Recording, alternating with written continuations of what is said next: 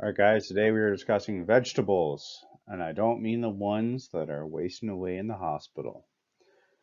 A vegetable is the edible portion of a plant. Vegetables are usually grouped according to the portion of the plant that it's eaten, such as leaves, stem, roots, bulbs, flowers, and then you also, of course, have starches.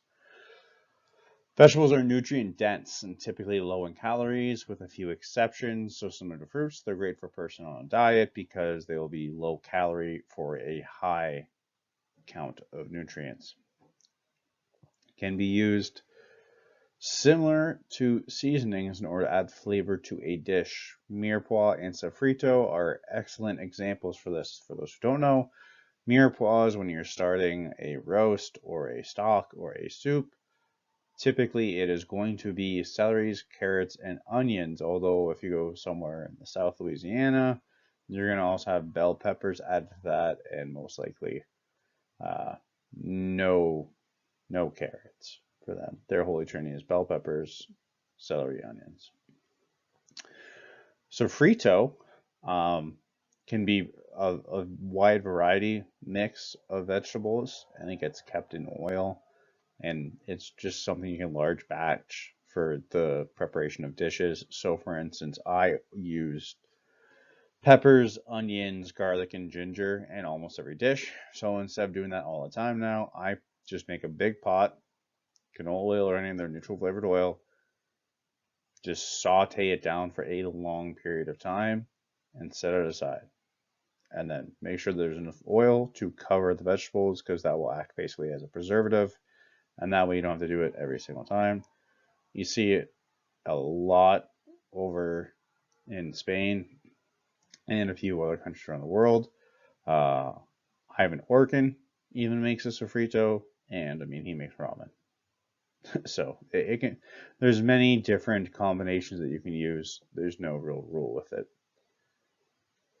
Many vegetables can be used in substitution for higher calorie foods, i.e., cauliflower rice instead of white rice. This is something you would obviously typically see someone on a diet and or vegans and vegetarians that do like black bean burgers and things of those sort. Don't be afraid to just blend vegetables. Many vegetables are great for purees and sauces, and or even just as like a soup itself. One of the best-selling soups I ever made was a roasted green zucchini soup that I seasoned with dill, salt, pepper, and then I did a little yogurt dill drizzle on top. Sold fantastic. It's a great meal. Probably the most famous vegetable puree soup would be borscht, which is typically served with sour cream. There's a lot of ways to use vegetables, and they typically don't get used that way in, in home kitchens. A lot of people are just grilled, sauteed, or boiled, and that's how they get their vegetables in. If they're even putting vegetables on the plate, sometimes salads just have it raw. Let's talk about nutrition when it comes to vegetables. Leafy green vegetables are known for their chlorophyll, which many people believe is what makes them healthy. Is not true. We absorb 0% of the chlorophyll. However, leafy greens contain many other nutrients, including vitamin K, vitamin C, iron, and more. They are also, like, per volume, probably one of the lowest calories foods you can get aside from water or rice. They're also usually pretty, it does vary, I guess. I was about to say pretty filled with protein for the weight, but spinach would have a decent amount of protein per gram. But then if you got something like iceberg lettuce, there's not much nutrition in it, but it's a great volume filler and a great way to make yourself feel full. There's also a lot of nice different textures and flavors there, like baby arugula has a little pepperiness to it. It can be nice, not only in salads, but as toppings. Cruciferous vegetables are high in soluble fiber and vitamin C. If you know anyone that's tried the cabbage diet, just ask them how often they had to empty the mud bucket because not just the fiber, but they produce a natural gas as well. It can be kind of tough on the stomach if you're eating that much of the stuff. So although they're healthy for you, I don't recommend that kind of eating. I even tried it at one point, the cabbage diet, cabbage soup diet, whatever you want to call it. And yeah, for 3 days, it was like, no, No one, not worth it, man. Mushrooms, my worst enemy. They contain almost as much protein as they do carbohydrates, which is really high, especially for vegetables. And they also are high in vitamin B12, which a lot of vegetables are not. B12 you typically get from red meats. So they are an excellent addition to someone who's either trying to cut down on meat or looking for a lower calorie option and who also likes the taste of mushrooms. I don't like mushrooms myself. I personally think they taste like the shit they're grown in, and if I wanted to taste ass, I would just go ask my fiance to bend over.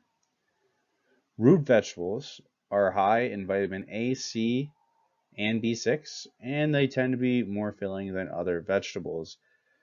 There have been many studies on satiation, probably saying that wrong, satiety amongst foods, and potato ranks right at the very top per gram. And I know a lot of people say, "Oh, I could eat a million potatoes." No, you could probably eat a million French fries, which is not the same thing. It might be made out of potatoes, but then it's deep fried with a lot of oil and a lot of salt. It makes it extremely palatable, and you could probably crush that. And it's also way more calorie dense all of a sudden. You just go get a nice roasted potato with just salt and pepper. It'll still taste really good, but it is very filling. It really is. Starches contain a lot of potassium.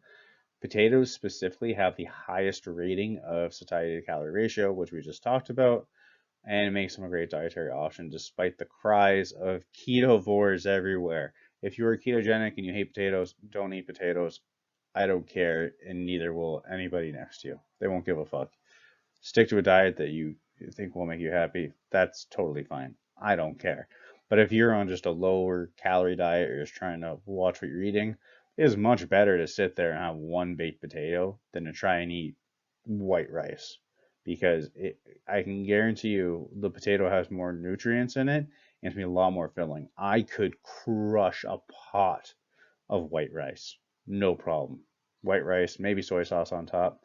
If it's properly cooked, it's so easy to overeat that stuff. A potato, even just one plain potato on your own, like a big baked potato, you will start to feel not only slightly full, but there's definitely flavor satiety there. There's flavor satiety, flavor fatigue there. You're not going to want to keep eating, and that's a good thing in terms of if you were trying to lose weight. If you're trying to gain weight, eat rice. I don't care. Although vegetables are starting to trend upwards in Western culture, they are still generally overlooked. You will not often see a vegetable as the star of a dish anywhere other than vegetarian and vegan restaurants. This is something that I think you will see start to improve upon throughout the U.S. and Canada, where vegetables can be the star of a dish. Doesn't mean the star for the whole menu, but a dish here or there. It's something you see in a lot of the cultures, especially Indian culture. Mexico is pretty good too in terms of uh, they have.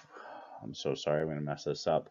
They have a taco there made with poblanos and cheese, and it is so goddamn good.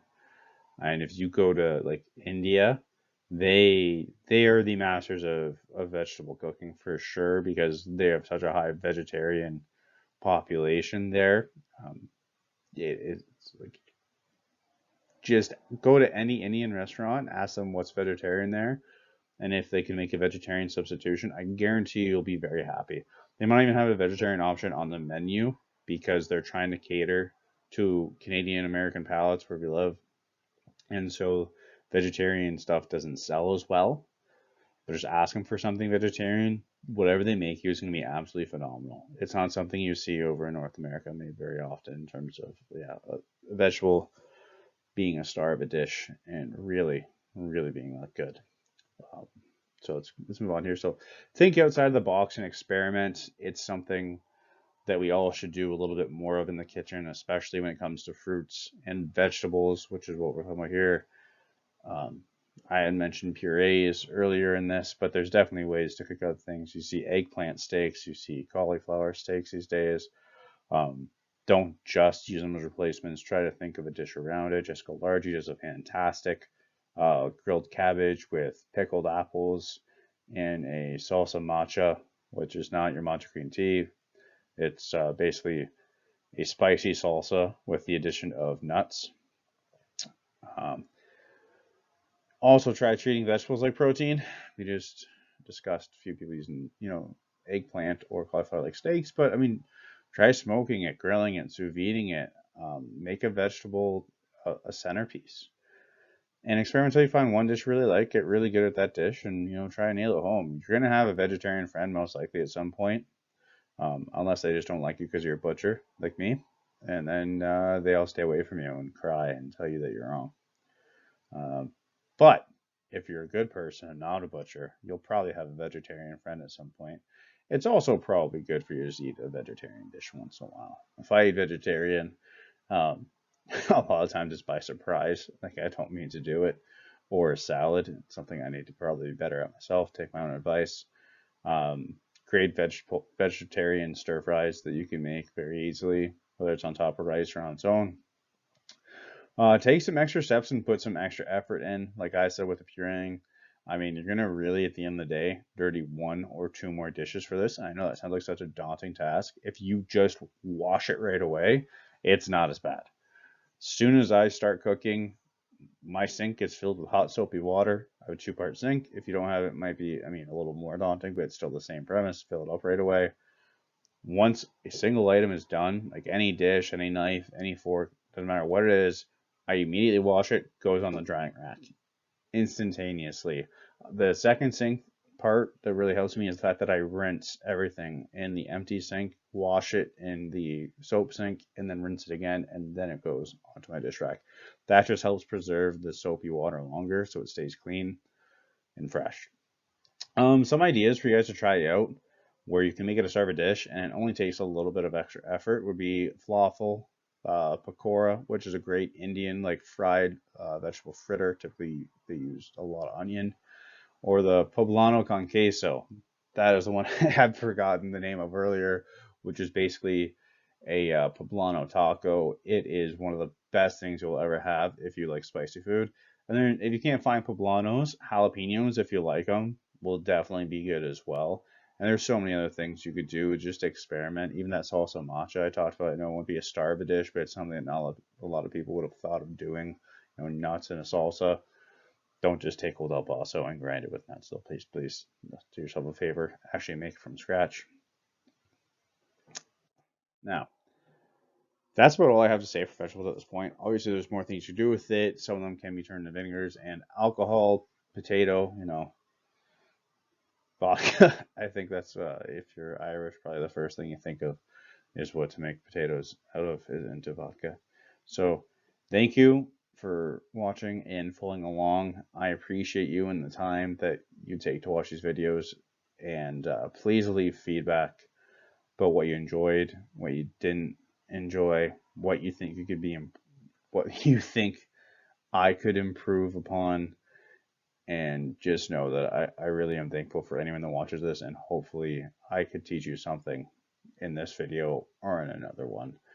And other than that, all I have to say is stay awesome.